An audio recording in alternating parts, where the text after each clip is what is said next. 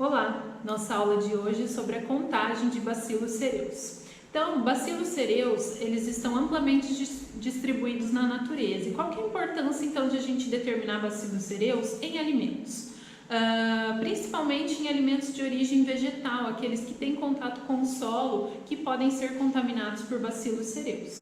Então, se a gente tem um surto de DTA provocado por bacilos cereus, pode ser que o arroz esteja envolvido. Então, para a determinação de bacilos cereus em alimentos, a gente utiliza a técnica de plaqueamento em superfície e o agar utilizado é o agar manitol, gema de ovo, polimixina B. Então, da série dos agares que a gente precisa suplementar, né? Assim como a gente já viu lá na aula de Staphylococcus aureus, o agar manitol, gema de ovo, polimixina B ou MIP, né? MYP, que é a sigla desse agar, ele é um agar que precisa ser suplementado. Então, eu preparo a base desse agar, que já vem pronta, né? Um pó que já vem pronto, faço a esterilização dessa base e, posteriormente, eu tenho que adicionar uma solução de 10 mg de polimixina B e a emulsão de gema de ovo, como a gente já aprendeu a preparar também. Então, quanto que eu devo adicionar? Geralmente, essas quantidades de polimixina B e emulsão de gema de ovo, elas vêm descritas no frasco quanto eu devo adicionar, né, ao meio de cultura. Então, dependendo do quanto eu preparo do meio, eu adiciono a quantidade necessária desses suplementos. E por que eu utilizo esses dois suplementos? O Bacillus cereus, então, tem a capacidade de utilizar a lecitina presente na gema de ovo para gerar colônias típicas, né? Então, o micro-organismo, assim como o Staphylococcus aureus, né, o Bacillus cereus, ele tem a capacidade de produzir enzima lecitinase e ele degrada a lecitina, gerando então um halo, né, em volta da colônia bem característico, que eu consigo então depois identificar que é realmente Bacillus cereus. E a polimixina B, ela atua como um antimicrobiano para todos os outros tipos de micro-organismos. Então, ela inibe o crescimento de todos os outros para que o Bacillus cereus possa crescer naquele meio de cultura, certo? Então, se eu não tivesse a presença da polimixina ali como suplemento desse meio, o que poderia acontecer? Muitos outros micro-organismos poderiam crescer e o Bacillus cereus ele não cresceria. Então, eu preciso adicionar a polimixina para que ela haja como um antimicrobiano para todos os outros micro-organismos e dessa forma favorecendo então o crescimento de Bacillus cereus. Então, como eu já falei, para a determinação, né, para a contagem de Bacillus cereus, a gente utiliza a técnica de plaqueamento em superfície. Então, com o meio já ali que é feito, eu faço a suplementação desse meio com as quantidades de polimixina e gema de ovo adequadas, né, para a quantidade de meio que eu preparo, e eu já plaqueio esse meio nas 4 placas das diluições, né, 10A-1 até a 10A-4. Então, eu deixo as placas previamente preparadas, porque depois eu venho com o inóculo sobre o meio de cultura, certo? Então, preparado as placas, né, preparado o meio liquefeito, suplementado e colocado nas placas, eu coloco essas placas para que elas solidifiquem, né? Deixo essas placas em repouso para que elas solidifiquem. Feito isso, eu posso partir então para a diluição. Então, lembrando sempre, 25 gramas de amostra para 225 ml de diluente. Para preparar a diluição 10A-1. O diluente utilizado para Bacillus cereus é a água peptonada 0,1%. Então, preparada a diluição 10A-1, levo para homogeneização e preparo as diluições subsequentes. Preparadas todas as diluições, eu já tenho as placas prontas, eu vou pipetar então 0,1 ml na diluição correspondente para aquela placa. Pipetadas todas as diluições, eu faço o espalhamento, sempre partindo da 10A-4 para 10A-1. Feito o espalhamento, então eu posso levar essas placas para incubação. Então, a temperatura ideal de crescimento do Bacillus cereus é a temperatura de 30 graus por 24 horas. As placas para incubação elas devem ser invertidas, então eu devo deixar o fundo da placa virado para cima. Por quê? Para não formar vapor de água, e esse vapor de água, né, ele vai ser formado, né, para ele não pingar sobre o meio de cultura, que isso pode atrapalhar a análise. Então, as placas elas vão para a estufa invertidas, elas permanecem na estufa por 24 horas a 30 graus. Eu posso reincubar novamente essas placas por mais 24 horas. Então, a análise total de Bacillus cereus pode levar 48 horas. Então, após 48 horas, se eu verificar colônias típicas, eu já posso expressar o meu resultado. Por quê?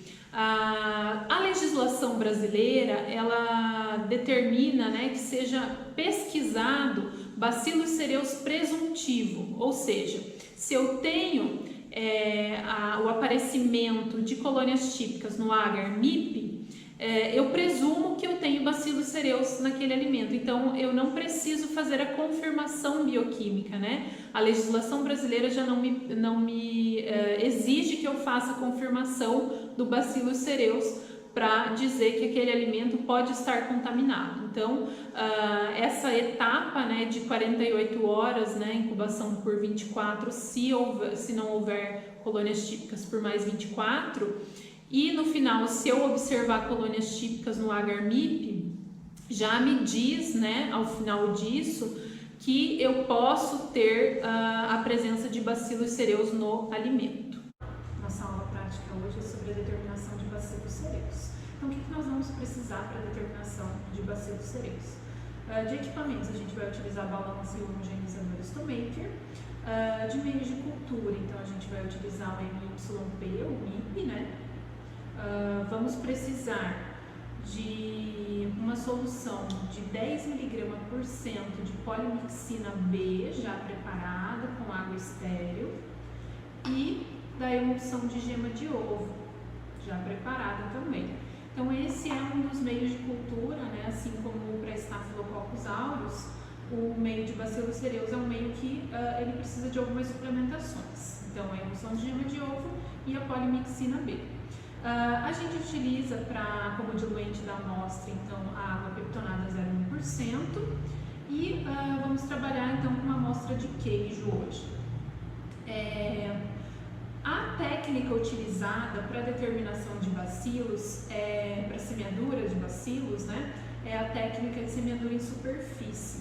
Então, nós precisaremos estar com o meio de cultura suplementado e já nas placas de Petri, para que a gente prossiga, né, a nossa análise, para facilitar, né, o processo. Então a gente já deixa o meio suplementado e espera ele já solidificar nas placas, já deixa solidificando, né, para daí então proceder o preparo das amostras.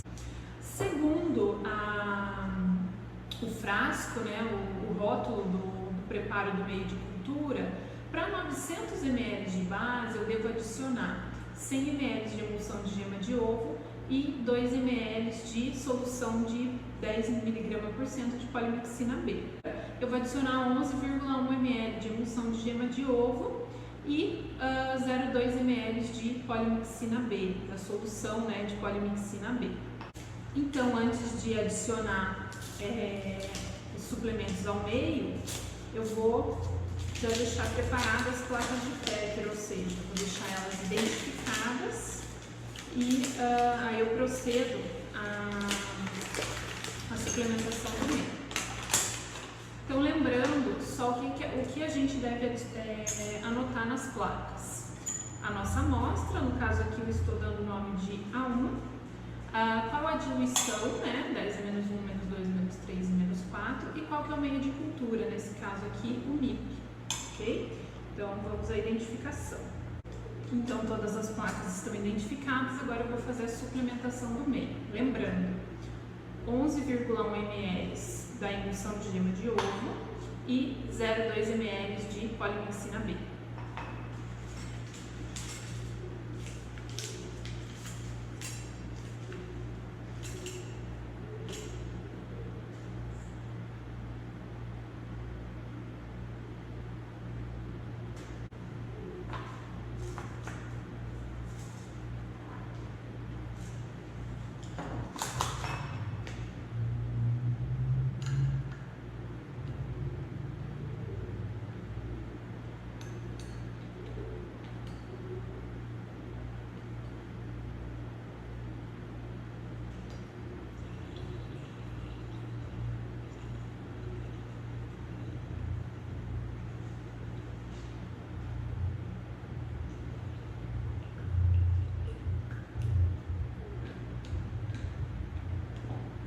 Adicionei 10 ml, já faço a homogeneização. Lembrando então da temperatura ideal, né, para a gente adicionar os suplementos. O meio de cultura ele não pode estar muito quente, ele tem que estar naquela temperatura ideal, né, entre 45 e 50 graus.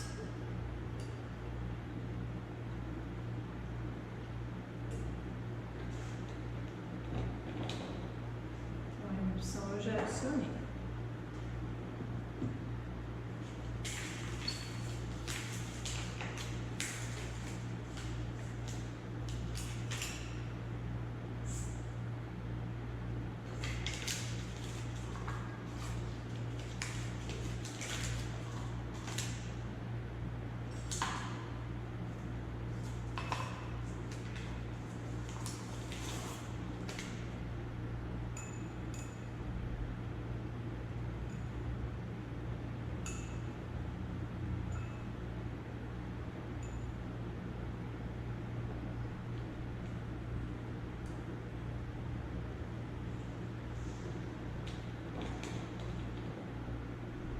Faço a homogeneização.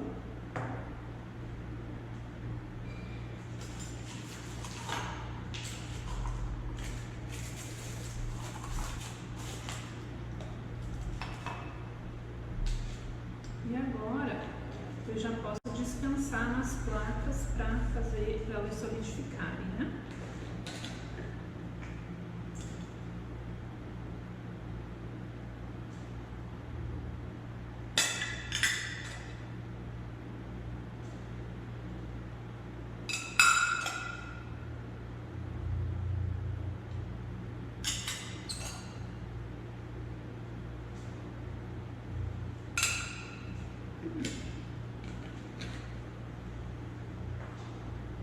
Bom, então agora enquanto as placas solidificam, o que eu vou fazer? Eu vou fazer o preparo da minha amostra, né? Então vou reduzir o tamanho da amostra, vou pesar as 25 gramas e diluir nos 225 ml para preparar a diluição 10-1 e as subsequentes.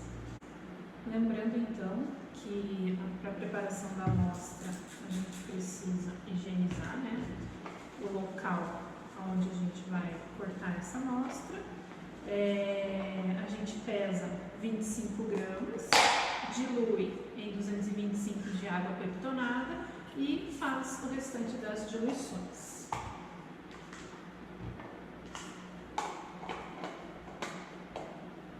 Hoje então estamos trabalhando com uma amostra de queijo.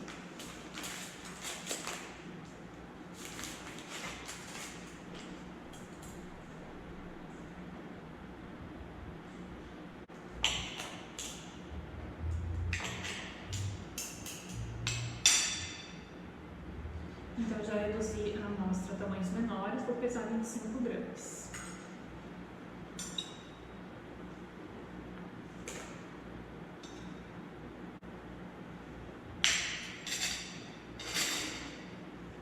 Pesadas 25 gramas, então a gente adiciona água peptonada.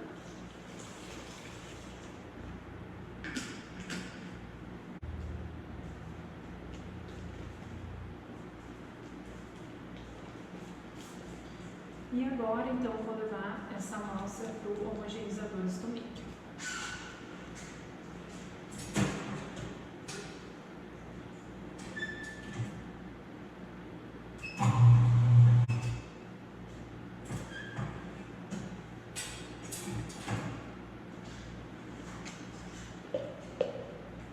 Então, a amostra já está totalmente homogeneizada. Essa é a nossa diluição 10-1. Então, vamos ao preparo das outras diluições. Como a gente já vem preparando em todas as outras aulas, né? Então, 1 ml da diluição anterior para preparar a diluição subsequente.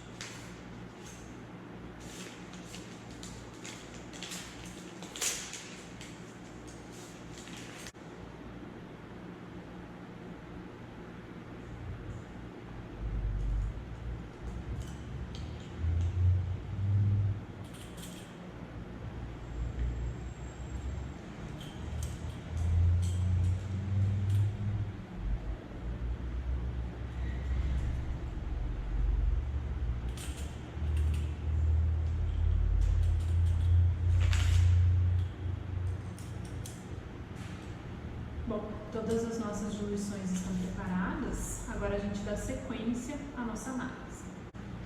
Então, com as nossas diluições prontas, nossas placas solidificadas, agora a gente, como é bloqueamento de superfície, a gente vai pipetar então 0,1 ml de cada uma das diluições correspondentes para as placas correspondentes, ok?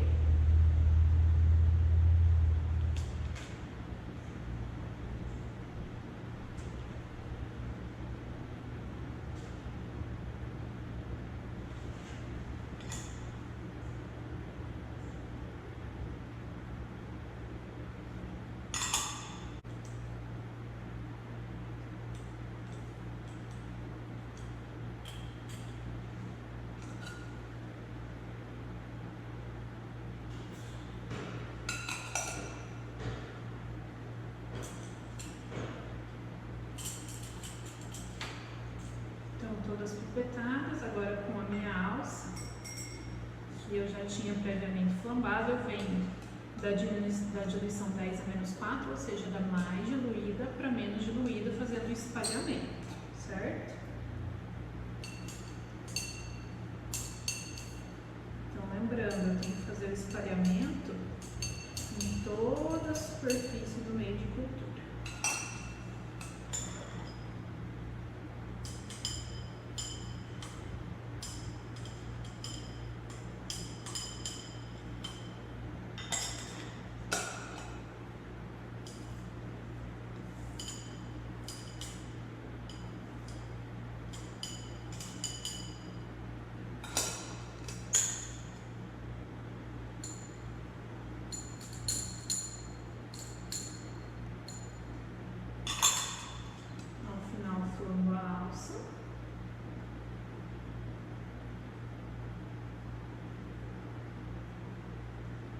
Posso deixar ela esfriando aqui sobre a bancada. Agora, organizamos as nossas placas e elas vão para a estufa. A temperatura ideal para crescimento do bacilos, então, é a 30 graus por 24 horas. Então, eu inverto as placas e coloco elas na estufa 30 graus por 24 horas. Então, a gente vai ter o resultado de, se tem, né, bacilos cereus no nosso alimento, só amanhã, após 24 horas.